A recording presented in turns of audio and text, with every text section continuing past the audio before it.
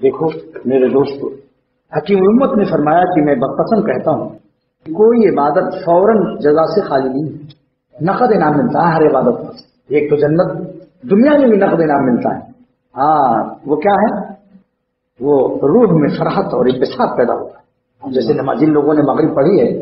وہ اپنے قلب میں محسوس کر لیں کہ کیسا سکون ملا، اور جنہوں نے نہیں پڑھی فٹ بال والی بال کھیل کے چلے گئے، آپ ان کے دل سے پوچھیں ان کے قلب میں کیا سکون، جیسے مردہ دل مردہ آدمی اس کو سکون نہیں۔ جو خوشی آپ کو نصیب ہے ان کو نہیں مل سکتی، آپ ان پر قرآن رکھ کے پوچھیں۔ دیکھو حکیم فرماتے ہیں میں بقسم کہتا ہوں، بھائی اللہ والے علماء ہیں، یہ ایسی قسم تھوڑی تھا، فرماتے ہیں میں بقسم کہتا ہوں کہ کوئی عبادت فوراً جزا سے خالی نہیں، نقد انعام ملتا ہے، وہ قلب کا سکون، دل کی خوشی کہ الحمدللہ ہم لوگوں نے اللہ کی عبادت کر لی، ان کا فرض ادا کر دیا۔ اسی طرح کوئی معصیت فوراً سزا سے خالی نہیں، کوئی گناہ ایسا نہیں جس کی فوراً سزا نہ ملتی۔ اب کوئی شخص کہے صاحب میں نے تو چھپ کے گناہ کیا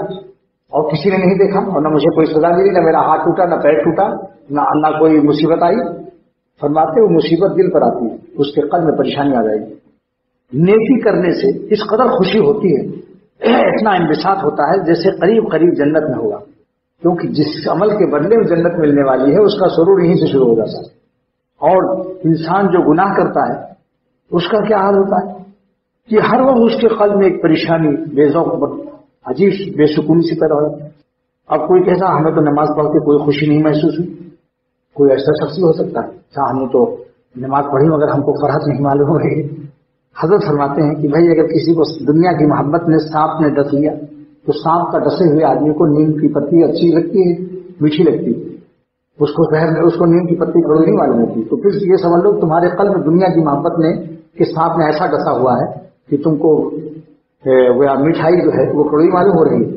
اور نیم کی پتیاں وغیرہ یہ کڑوی چیزیں تمہیں اچھی لگے۔ اپنا علاج کراؤ، اہل اللہ کے پاس جاؤ، اللہ والوں کے پاس رہو، قبرستان جاؤ، دیکھو کیا حال ہے ان لوگوں کا جنہوں نے بہت کمایا تھا۔ بادشاہوں کی خبروں پر بھی جا کے دیکھو، ڈاکٹر تنزیل الرحمان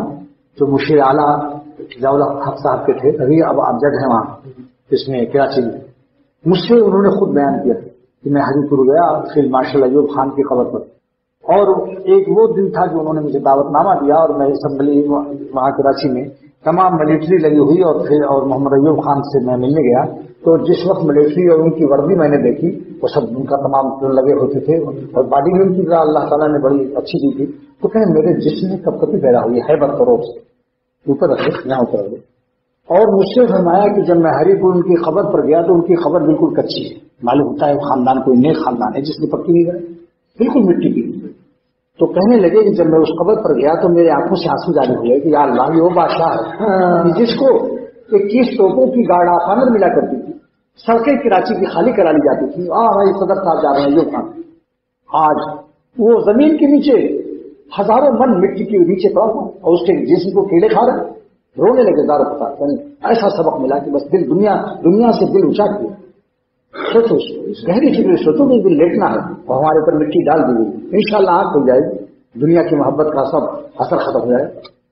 اس قدر حضرت عمر رضی اللہ تعالیٰ عنہ نے ایک انگوٹھی بنائی ہوئی تھی، اس انگوٹھی پر کفا بالموت واعظہ یہ حدیث لکھی ہوئی تھی کہ موت واز کے لیے کافی، چاہے کوئی مولانا ملے یا نہ ملے، موت کا دھیان کر لو واز ہو گیا آپ کے لیے۔ اسی سے فرمان خلافت جاری کرنے کے بعد مہر لگاتے تھے حضرت عمر رضی اللہ تعالیٰ اللہ اکبر، کیا شان۔ فرماتے ہیں کہ امت کی جس طرح سے نیک کام کرنے سے نماز روزہ ذکر تلاوت اس سے روح کو خوشی پیدا ہوتی ہے، فوراً نقد انعام ملتا ہے، اسی طرح گناہ سے قلب میں ایسی تنگی اور پریشانی ہوتی ہے کہ جیسے سر پر ہزاروں تلواریں پڑ گئی تب بھی ایسی کلفت نہ ہوگی